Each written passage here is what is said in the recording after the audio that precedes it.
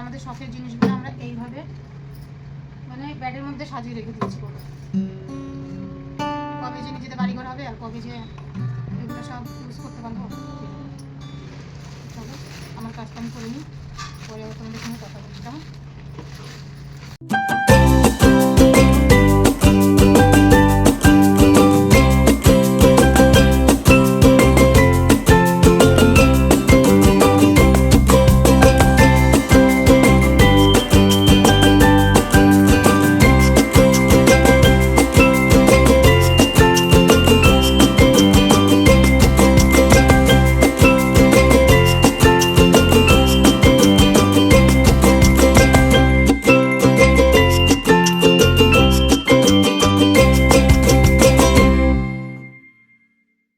Hello বন্ধুরা, সবাই কেমন আছো? আশা করি ভালো আছো। আমিও কিন্তু খুব ভালো আছি। আর আজকে দেখো সকাল সকাল কিন্তু উঠে পড়েছি, আর আজকের ব্লগটা কিন্তু একদম সকাল থেকে শুরু করে দিয়েছি।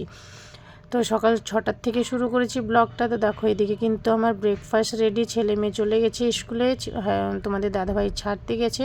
আর এদিকে কিন্তু আমি করছি রান্না। তো এদিকে রান্না হচ্ছে আলু কলার ঝোল, ভাত, আর সঙ্গে কিন্তু করলা ভাজা। আর দেখো রাত্রে কিন্তু প্রচুর পরিমাণে বৃষ্টি হয়েছে। দেখো বৃষ্টির জল এদিকে আমাদের ঘরের সামনে দিয়ে একদম যাচ্ছে।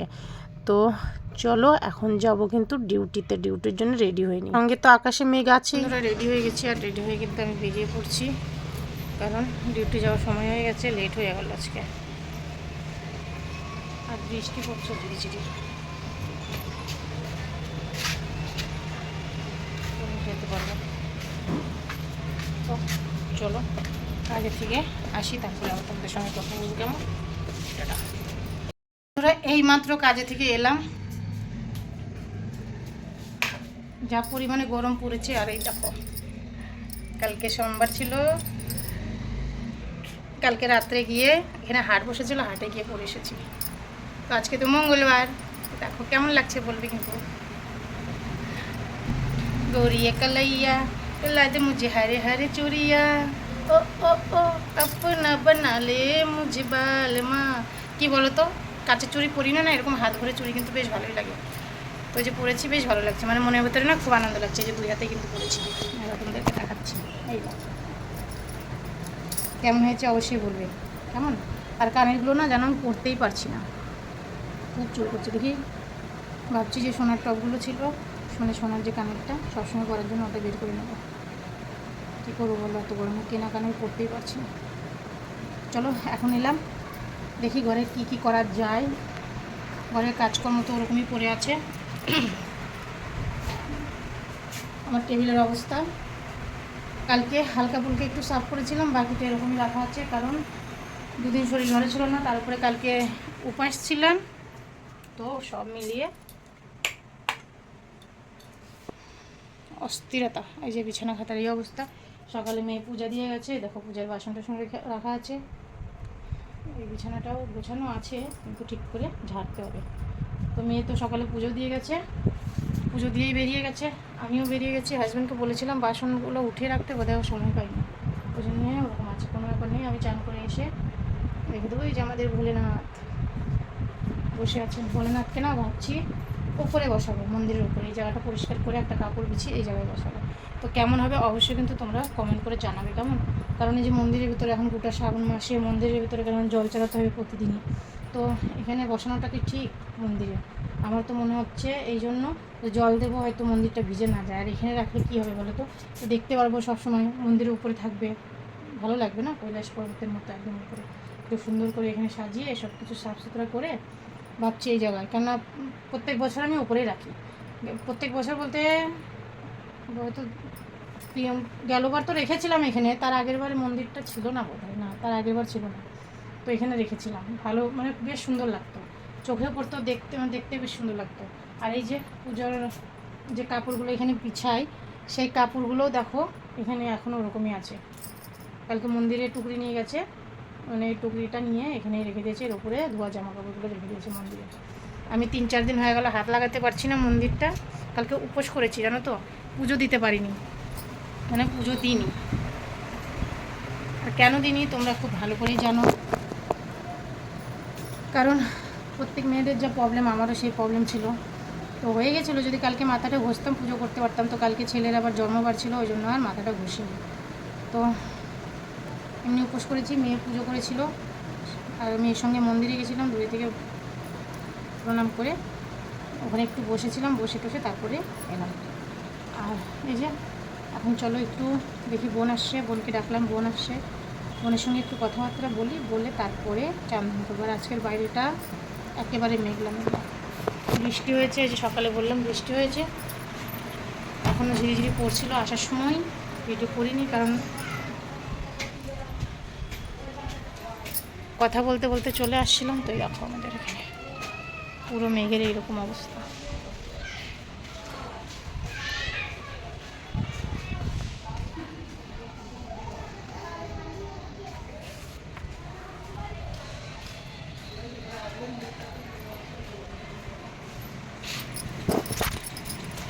আর আমাদের মোটুটা এসে তো এতক্ষণ ধরে পায়ের সঙ্গে ঘষাঘষি করলো। তো বললাম খাবি নাকি, খা, খেয়ে দিয়ে যা শো। তো খাওয়া বাদ দিয়ে গিয়ে শুরু করি। সকালে একটু বকে থুয়ে গেছি জানো আমাদের মোটুটাকে, খায় না কিছু না, শুধু মানে জ্বালাই। দেখো হাজব্যান্ড নিজের টিফিন আজকে বেরিয়ে নিয়ে গেছে, তো এইভাবে ঢুকে থুয়ে গেছে। আর এই জিনিসটা আমি কিনেছি কবে জানো, কিন্তু এখন পর্যন্ত ইউজ করতেই পারছি না। এই যে মোমো খায়, সমোসা খায়, ভাবি যে এখানে চাটনি ঢেলে খাবো, কিন্তু মনেই থাকে না। বেশ ভালো হবে না, একদিকে সস আর একদিকে ধনের চাটনি। এরকম ছোটো ছোটো জিনিস তো আমার বেশ ভালো লাগে, আর কিনেছিলাম অনেক দিন আগে, কিন্তু এখন পর্যন্ত মৌকা পাই না। খাওয়া কিন্তু হয় প্রতিদিনই কিছু না কিছু। তো যাই হোক, আজকে তো খাবো না, কালকে কিংবা রবিবারে যদি বাইরের জিনিস আসে অবশ্যই খাবো এখানে চাটনি রেখে, আর তোমাদের সঙ্গে শেয়ার করবো। কারণ দেখো মধ্যে দিয়ে কিন্তু এরকম লাইন দেওয়া আছে, একদিকে টমেটো সস আর একদিকে ধনের সস, কী বলছি দ্যাট ধনে পাতা চাটনি, বেশ ভালো লাগবে। মানে যেসব চাটনিগুলো আসে আর কি, সেই বেশ ভালো না, আমার তো বেশ ভালো।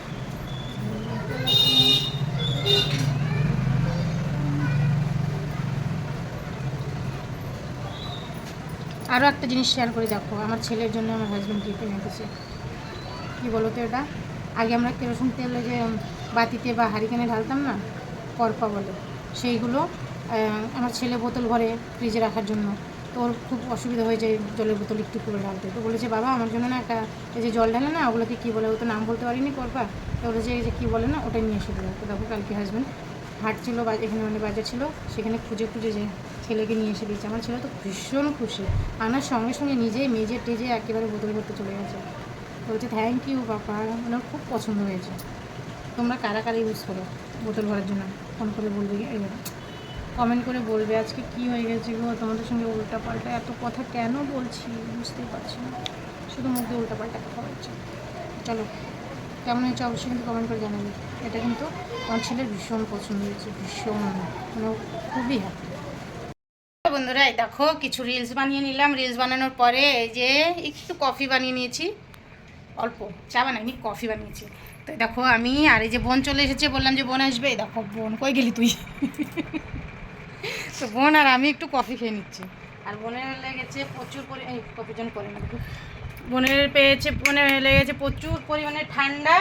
তো দেখো গরম গরম কফি খাচ্ছে, কেমন হয়েছে, ঠিক আছে তোর হিসেবে বানছে, কম চিনি করা। তো এই যে এখন একটু কফি খেয়ে নেবো, তারপরে কফি খেয়ে যাবো চান করতে, কোনো কাজ হয়নি। ও বাপরে 1:30 বাজে না, 12:30, আচ্ছা হ্যাঁ 12:30। তো এখন বাজে কিন্তু 12:30 দুপুর। আর এই যে একটু কফি খেয়ে আমরা দেখো দুপুরে, এই দুপুরবেলা আমরা কফি খাচ্ছি, ভাই थोड़ा अमीर अमीर सा फील हो रहा है हमें। भाई गरीब इंसान है हम तो। যেমন কুকুরের পেটে ঘি হজম হয় না, আমাদের পেটে কি এই দুপুরবেলা করে ভর দুপুরে কফি হজম হবে? হবে না, ও বলছে হবে না, দেখা যাক। তো চলো একটু মজা মস্তি তো হতেই থাকে ওর সঙ্গে, আর ওকে তো চেনই, ও যখনই দেখবে ওর শুধু হাসি মুখটাই দেখা যায়, আর কিছু নেই। দেখো এখনই হেসে দিবি। আর জানো তো ওকে দেখলে কিন্তু আমাদেরও হাসি বেরিয়েছে। জোকার না, তুই করিস জোকারের মতো, ওটাই। তো যাই হোক, এরকম হাসি খুশি থাকা ভালো, তাই না, মনে টেনশন থাকে। তো এই যে এখন একটু কফি খেয়ে সঙ্গে একটু গল্প করে নিই, গল্প করে তারপরে এই যে ঘরটা মুছে নিয়ে যাব চান করতে। চান করে এসে যে বললাম না, এই যে শিব মন্দিরটা এখানে ওর উপরে রাখবো। আগে দেখি তোমাদের কতজনের কমেন্ট আসে, যে মন্দিরটা মানে শিবলিঙ্গটা মন্দিরের ওপরে রাখা যাবে কিনা, সেই হিসাবে ব্যবস্থা করব কালকে, আজকে নয়। তো কফিটা খেয়ে নিই। আর যে এসে বসে আছে অনেকক্ষণ ধরে, যে রিলস বানাচ্ছিলাম আমি, আর ওইদিকে বসে মোবাইল দেখছিল। ডাকলাম রিলসের জন্য যে 2-4টা ড্যান্সের ভিডিও করবো, তো হলো না। ডান্সের কোনো গানই খুঁজে পেলাম না সেরকম। তো চলো আবার পরে ফিরে আসছি, কেমন বন্ধুরা। সব গ্রামে যাওয়ার আগে এগুলো বেঁধে থুয়ে গেছিলাম, এগুলোই করলাম। এই যে মেয়ের জামা এখন তো এগুলো পরে না, আর এগুলো এখন চলেও না। এগুলো কী করবো দেখছি। আমার পরার মতো জামাগুলো যেগুলো ছিল সব এর মধ্যে রেখে গেছে। এখন ভাবছি বের করিনি, কেন শাড়ি পরে কাজ করা যায় না। তাড়াতাড়ি সময় না জামা প্যান্ট থাকলে ভালো হয়, তাড়াতাড়ি করে পরে নিয়ে চলে যাওয়া যায়।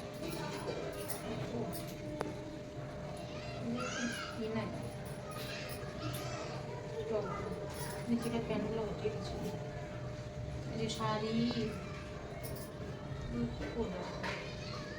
কত শাড়িগুলো। আর এখানে দেখো জামা প্যান্টের পিসও আছে, যেগুলো সেলাই করার জন্য কেনা হয়েছিল। মেশিনে তো বসতে পারি না। এখানে কিছু বোনের আছে, কিছু দিদির আছে, কিছু আমার আছে, বলি ওদের নিতে নেবেও না। ছাতা ব্যায়াম রেখে থুয়ে চলে গেছে, ক্যামেরা কিন্তু ওই ধরে রাখছে।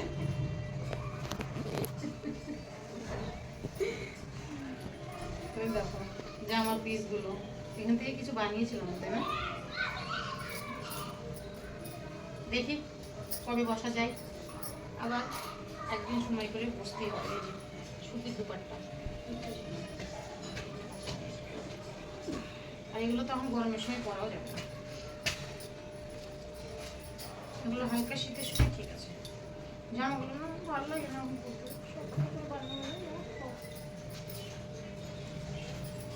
মোটা হয়ে গেছে না, বেশি গায়ে হয় না। এই হচ্ছে মাছ।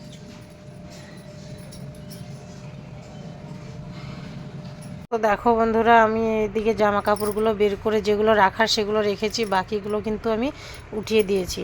আর এই যে এখন আমি ঘরে ঝাড়ু লাগিয়ে নিচ্ছি, কারণ জামা কাপড়গুলো বের করেছিলাম এমনি পরিষ্কারই ছিল, কিন্তু ঝাড়ুটা পায়ের নিচে না খুব কিচকিচ করছে। আর এদিকে কিন্তু দেখো আমার ব্যাটটা এরকমই আছে, ব্যাটটা পরে খুলবো, আবার বোন আসলে কি বা ছেলে মেয়ে আসলে যেই আসুক না কেন পরে খুলবো। আর এদিকে আমি কিন্তু ঝাড়ু লাগিয়ে নিচ্ছি। সকালে কিন্তু একবার লাগানো হয়েছে, তো ভালো করে লাগানো হয়নি, ওই জন্য আবার ভালো করে এখন লাগাচ্ছি।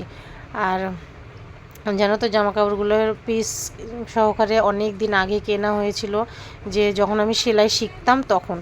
তো তারপরে আর কাজ ধরার পরে থেকে সেরকম সময়ই পেতাম না, এবং আর সেলাইও করা হয়নি। ওর মধ্যে থেকে 2-1টা সেলাই করা হয়েছে যখন আমি শিখতাম সেলাই তখন, আর বাকিগুলো দেখো ওই রকমই কিন্তু থেকে গেছে।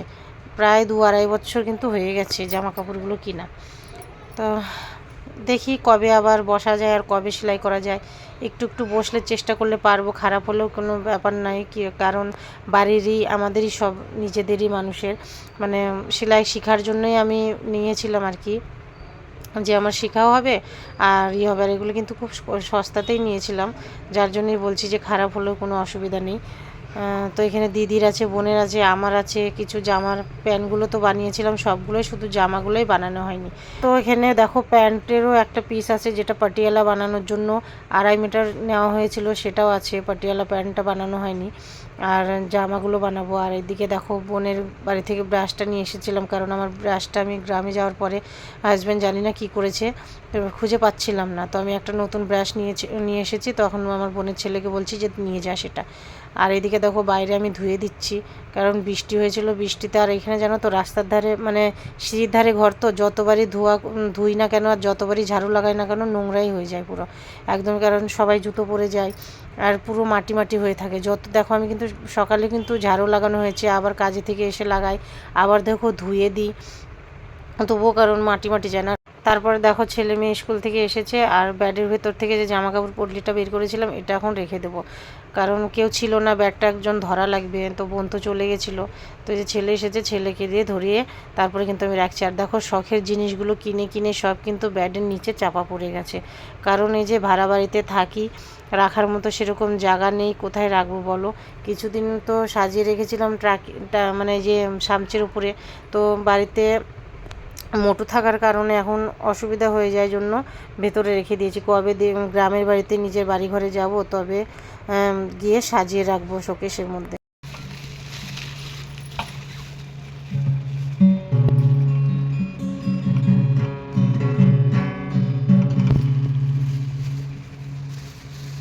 বন্ধুরা, আমাদের শখের জিনিসগুলো আমরা এইভাবে মানে ব্যাডের মধ্যে সাজিয়ে রেখে দিয়েছি।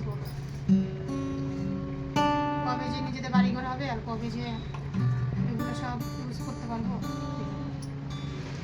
চলো আমার কাজটা আমি করে নিই, পরে আবার তোমাদের সঙ্গে কথা বলছি। কেমন খুবই কষ্ট হয় যখন ব্যাগটা খুলি না, আর এগুলো যখন দেখি শখের জিনিসগুলো এইভাবে চাপা পড়ে আছে, যে সত্যি বিশ্বাস করো বন্ধুরা, শুধু মনের মধ্যে তখন একটাই প্রশ্ন জাগে যে কবে নিজের বাড়িঘর করব, তবে সেই জিনিসগুলো নিজের জায়গায় যাবে। বিছানা কাটা কমপ্লিট, গোছানো। এই যে সাইডটা গুছিয়ে দিয়েছি, শুধু মন্দিরটা গোছাইনি। আর এদিকে গুছাই কি করবো বলো, এই যে ছেলে মেয়ের বই খাতা এই গুছাবো, আবার যেমন তেমনই করে দেয়। তো দেখো, যে চান করে এসে ভাবছি মন্দিরটা উপর দিকে একটু গুছিয়ে নিই, তারপরে দেখছি এখানে কি করা যায়। এখন এখানে যদি হাত দিই আবার 1-2 ঘন্টা লেগে যাবে, এখন অতটা সময় নেই, কারণ বিকেলেও কাজে যেতে হবে। আর এখন দেখো অলরেডি কিন্তু 3টার বেশি বাজে, 3:15 বেজে গেছে। তো 6টার সময় 5:30টার সময় আমার যেতে হবে, 5:30টার আগে আমায় যেতে হবে। এখন চান করতে যাব, চান করে এসে খাবো, খেয়ে দিয়ে সেই টাইম হয়ে যাবে। আজকে মাথাটাও ঘষতে হবে। তো চলো আর কথা বলবো না, এখন সারা কাজ আমার ঘরের কমপ্লিট হয়ে গেছে। যে জামা কাপড়গুলো বাইরে থেকে বের করলাম, যেগুলো বের করা খুব দরকার ছিল, গ্রামে যাওয়ার সময় সব উঠিয়ে রেখে গেছিলাম, তো ওগুলোই সব বের করলাম। চলো আর বেশি বকবক করবো না। এখন দুপুরে চান খাওয়া দাওয়া করে একটু শুয়েছিলাম, তারপরে কিন্তু ডিউটি চলে গেছিলাম, আর ভিডিও করা হয়নি। তারপরে দেখো ডিউটি থেকে এসে একটু বসলাম, তার মধ্যে তোমাদের দাদাভাইও চলে এসেছে। আর তোমাদের দাদাভাই দেখো এতগুলো ফল নিয়ে এসেছে, তো এসে বলছে খিদে পেয়ে গেছে, কিছু ফল কেটে দাও। তো দেখো এদিকে কিন্তু মৌসুমি কাটছি আমি অলরেডি, আর এদিকে আছে ড্রাগন ফল, আর নিয়ে এসেছে আম, তারপরে এনেছে কলা, পেঁপে। তো অতগুলো তো কাটবো না, শুধু ওই যে মৌসুমি, ড্রাগন ফ্রুট আর প্লাম, এই 3টেই কাটবো এখন। আর দেখো ড্রাগন ফলটা কিন্তু এত সুন্দর দেখতেই, তাহলে চিন্তা করো কাটার পর কত সুন্দর হবে। আর সবাই বসে আছি একসঙ্গে, ফল খাওয়ার মজাটাই তো আলাদা, তাই না বলো? দেখো বন্ধুরা, ড্রাগন ফলটা কত লাল, আর দেখে কিন্তু কি লোভ করছে কাটতে গিয়ে। ওয়াও, কালারটা দেখ সেই না। তো তোমাদের কেমন লাগছে অবশ্যই কিন্তু জানাবে, ঠিক আছে? কেমন করে কালারটা, মানে খেতে যেমনই হোক না কেন, কালার দেখে কিন্তু খেতে ইচ্ছা করে, তাই না বলো? তো চলো কেটে নিই এটা। বন্ধুরা এখানে কিন্তু ফল কেটে বসে পড়েছি, আর এই দেখো আজকের সব থেকে যেটা মন কেড়ে নিয়েছে, এই দেখো কালারটা। খেতে জানি না কেমন হবে, কিন্তু কালারটা দেখে কিন্তু মনটা জুড়িয়ে যাচ্ছে। আর সঙ্গে আছে যে প্লাম, আর আছে মৌসুমি। আম এখনও কাটিনি, দেখি যদি খাই। আম খাবা? যদি খাওয়া তাহলে কাটবো। আর এই যে ছেলে খাচ্ছে, আর এই যে আমার হাজবেন্ড কাজে থেকে এসে, মানে তোমাদের দাদা ভাই হাফসে গেছে দেখো। আর এই যে আমার বোন বেঁধে দিচ্ছে চুল, ওর হাসিটা দেখে নাও, এর হাসিটা তো ফেমাস।